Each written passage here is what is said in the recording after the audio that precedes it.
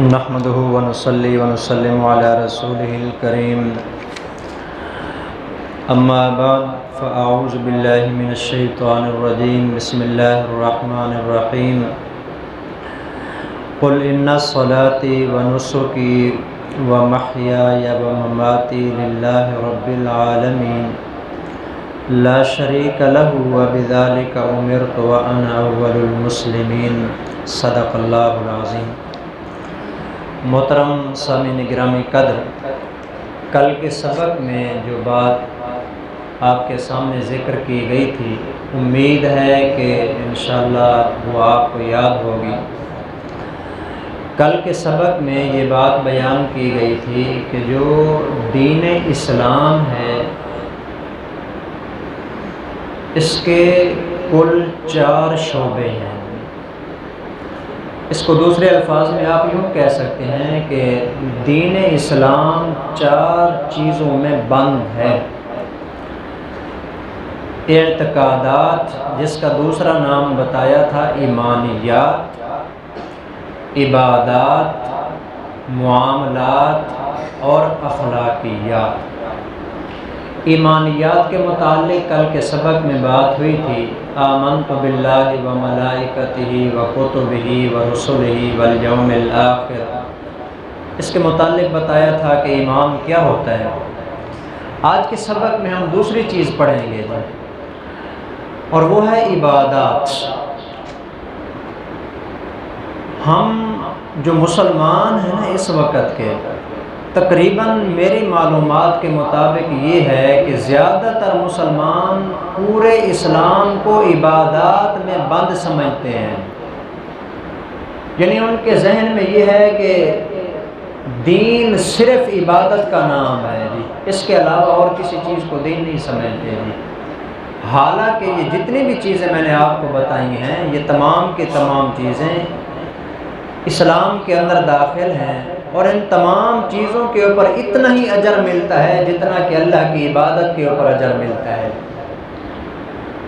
مثلا آگے کل کے سبق میں انشاءاللہ ہم پڑھیں گے جی، معاملات آ رہے ہیں جی، لین دین آپس کے اندر، کوئی چیز خریدنا، کوئی چیز بیچنا، اس طرح کے مختلف جو معاملات ہیں، ان کے اوپر کتنا اجر ملتا ہے۔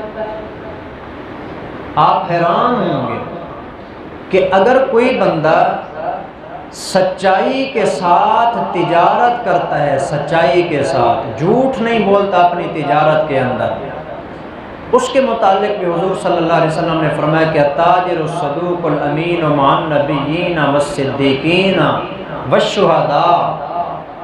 سچا تاجر جو ہوتا ہے، سچا تاجر، امانت دار جو تاجر ہوتا ہے، تجارت کر رہا ہوتا ہے، سچ بولتا ہے، امانت اور دیانت کے ساتھ سودا دیتا ہے، قیامت والے دن انبیاء، صدیقین اور شہداء کے ساتھ کھڑا ہوگا۔ تو یہ تجارت کرنا یہ بھی ایک عبادت ہے۔ ہم نے صرف عبادت اسی دین کے اندر بند کر دی ہے کہ نماز روزے کے اندر عبادت ہے، اس کے علاوہ باقی یہ تو دنیا کے کام ہیں، یہ دنیا کے کام بھی عبادت میں شامل ہیں۔ تو آج کے سبق میں ہم دوسری چیز پڑھیں گے جی کہ عبادات۔ ایک مسئلہ یاد رکھیں، جتنی بھی عبادات ہیں، ایک عقیدے کی بات بھی ہے اور یہ نظریاتی بات بھی ہے، تمام قسم کی جتنی بھی عبادات ہیں، ساری کی ساری عبادتیں صرف اللہ کے لیے ہیں۔ اللہ کے علاوہ کسی کے لیے کوئی عبادت نہیں ہے۔ اور آپ کو معلوم ہونا چاہیے کہ عبادات کی 3 قسمیں ہیں جی۔ عبادات کی کتنی قسمیں ہیں؟ 3 قسمیں ہیں جی۔ قولی عبادت، بدنی عبادت اور مالی عبادت۔ نبی اکرم صلی اللہ علیہ وسلم جس وقت معراج پر تشریف لے گئے، اللہ سبحانہ وتعالیٰ کے سامنے جو تحفے پیش کیے تھے نا، وہ یہی 3 تحفے تھے جی، التحیات للہ والصلوات والطیبات۔ اے اللہ، میری اور میری امت کی جتنی بھی عبادات ہیں وہ ساری کی ساری عبادتیں صرف تیرے لیے ہوں گی۔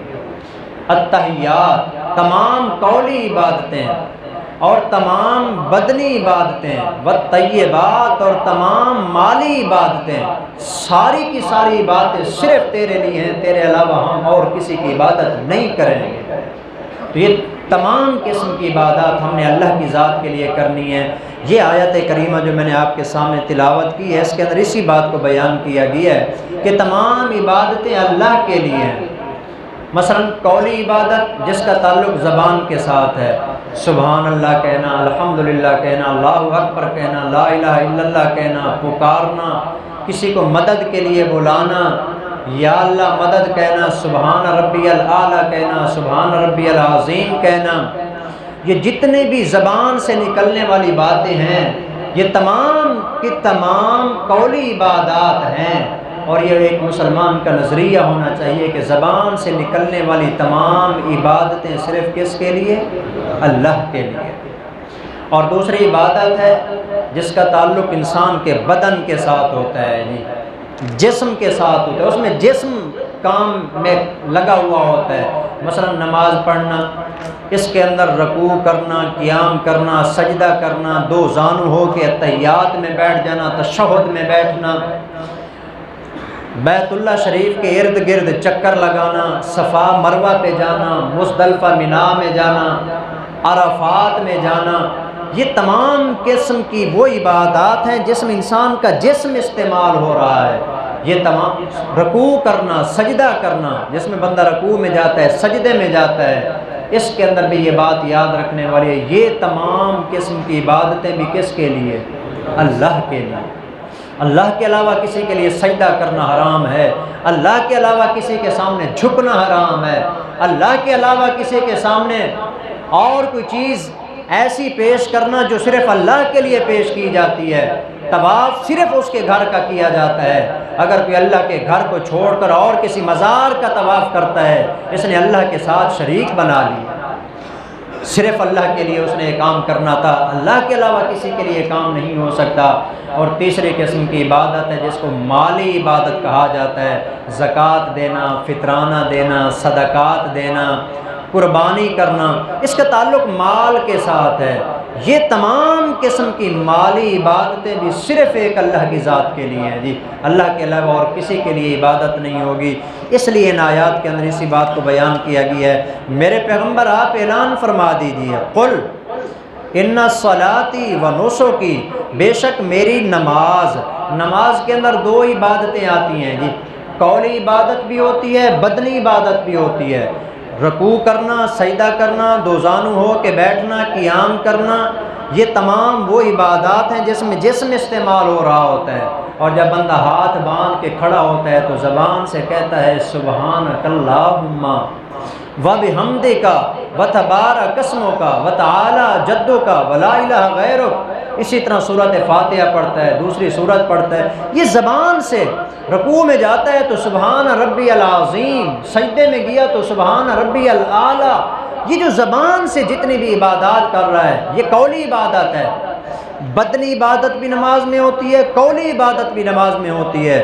بندہ کہتا ہے ان صلاتی، بے شک میری نماز، و نسکی، اور میری قربانی کے اندر مالی عبادت آ گئی، و محیایا و مماتی، اور میرا زندہ ہونا، میری زندگی اور میری موت، للہ رب العالمین، اس اللہ کے لیے جو تمام جہانوں کا پروردگار ہے، لا شریک لہو، اس کا کوئی شریک نہیں ہے، وبذالک امرت، اور مجھے اسی کا حکم دیا گیا ہے، وانا اول المسلمین، اور میں مسلمانوں میں سب سے پہلے نمبر کا مسلمان۔ یہ نبی اکرم صلی اللہ علیہ وسلم سے کہلوایا جا رہا ہے کہ آپ یہ فرمائیے۔ تو یہ آج کا ہمارا سبق ہوا جی۔ دوسری چیز آج ہم نے پڑھی ہے، یہ سبق کے طور پر میں آپ کو پڑھا رہا ہوں جی۔ ایک کل بات پڑھی تھی ایمانیات کے متعلق، آج دوسری بات ہم نے پڑھی ہے عبادات کے متعلق۔ عبادات کے متعلق آپ کو بتایا کہ عبادتیں کتنی قسم کی ہوتی ہیں؟ 3 قسم کی، جزاک اللہ جی۔ نمبر 1 قولی عبادت جس کا تعلق زبان کے ساتھ ہے۔ نمبر 2 بدنی عبادت جس کا تعلق انسان کے بدن کے ساتھ ہے۔ نمبر 3 مالی عبادت جس کا تعلق انسان کے مال کے ساتھ ہے۔ اس سے یہ ثابت ہوا کہ یہ ساری کی ساری عبادتیں کس کے لیے؟ اللہ ہم سب کو اس کے اوپر عمل کرنے کی توفیق عطا فرمائے۔ وما علینا الا البلاغ المبین۔